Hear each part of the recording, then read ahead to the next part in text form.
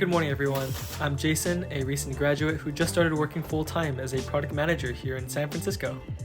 If you're ever curious on what it could look like, I'm here to shine a little light on my experience with a little work from home edition. So let's dive right in. I usually start my day checking my Slack and emails to see if there's anything pressing to respond to, and there's usually one or two things. It could be a thread that bled in from the day before, or it could be something from the morning, since many people I work with are based in the East Coast. After I get that out of the way, I usually go brush my teeth, wash my face, and go straight into cooking some breakfast. Speaking of breakfast, I can show you a little routine of what I do. While I'm cooking, I usually try to think of my ongoing priorities I have listed on my notes app. It can either be reading up on a document, reaching out to somebody for contacts, making edits to a PRD, anything to help push my impact forward. There's generally a lot of autonomy on what you can work on, but it's a goal of a product manager to work on what's highest priority. What I usually try to do is check in with my manager on what work I should be focusing on. As an associate product manager, your main focus is to solve problems that are already well defined, so you get to own these individual features and hopefully you get good at it. You're brought on the team to dive into the weeds and solve more granular details of your product that more senior PMs are too busy to do. It could be spending more time on user interviews, competitor analysis, and just generally picking up context, whether it's reading documents or talking to people. You want to be able to form opinions. Many people think of good strategy when they think of product management, but my manager taught me that one thing that's not talked about enough is somebody's ability to execute.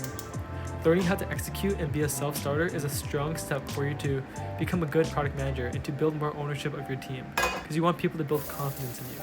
So I'm still learning that right now. I spent my first month absorbing as much knowledge as I could and began working towards projects as I built context.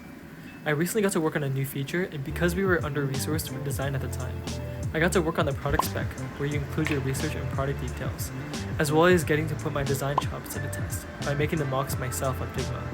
I felt empowered to reach out to design for feedback, but made most of the changes myself.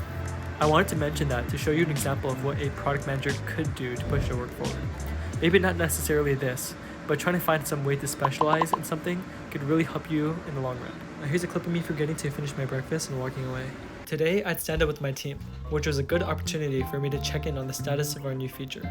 After that, I had a one-on-one with my manager to discuss some work I could help the team with regarding planning, and also context I should ramp up on to prepare myself for my long-term project coming up. I'm hoping this space is somewhere where I can take ownership and drive myself as I build more confidence and opinions on our product. After my early meetings, I try to switch it up and bring out a walking treadmill while the sun is still out. I exclusively work from home and honestly could not function if I didn't get enough walking every day, so this is how I do it. I got this treadmill on Amazon and thankfully it was covered by my insurance as a fitness reimbursement.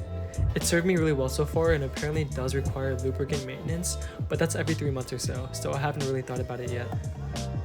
I usually use this time for some focus work, especially reading documents, writing documents, reaching out to people, or going through Slack to respond to threads. Since I'm not heavily involved in many initiatives yet, I've been spending a lot of my spare time either working on my direct project or reading up on broader initiatives that other people are working on in other teams to get a better understanding of what's going on around me and how my work ties to their work. After a good amount of work, lunchtime comes around. Like I said earlier, I don't meal prep yet, so I do have to cook from scratch every day. One of the struggles I've been facing since I moved out of school was prioritizing things I wanted to get good at and what hobbies to pick up. One of the most practical being cooking. I make the same stuff all the time, so I've been trying to branch out with dishes that have a lot of veggies, starting with this teriyaki ground chicken recipe with broccoli and carrots. Building habits like this and maintaining my kitchen has been a pretty good way to hold myself accountable and prioritize my well-being first and foremost.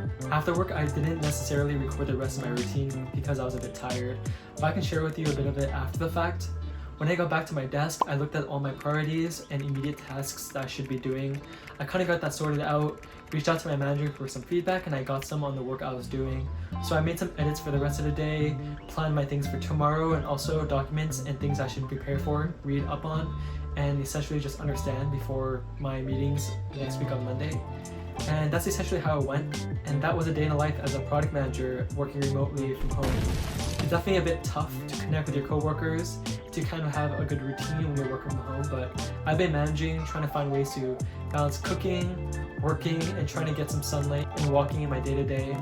Recently, I've been finding more opportunities to try to go outside, so I actually checked out a 2-day trial at Equinox Gym, the really expensive gym.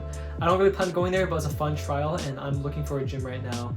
And I'm definitely looking for other ways for me to fill my time and to creatively express myself, so that's why I have here, which is YouTube, and hopefully I can pick up other things.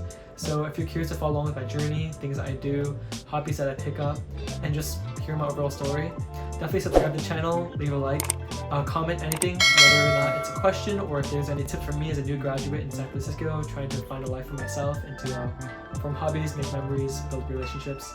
Definitely let me know. I appreciate you watching, and yeah, thanks for watching.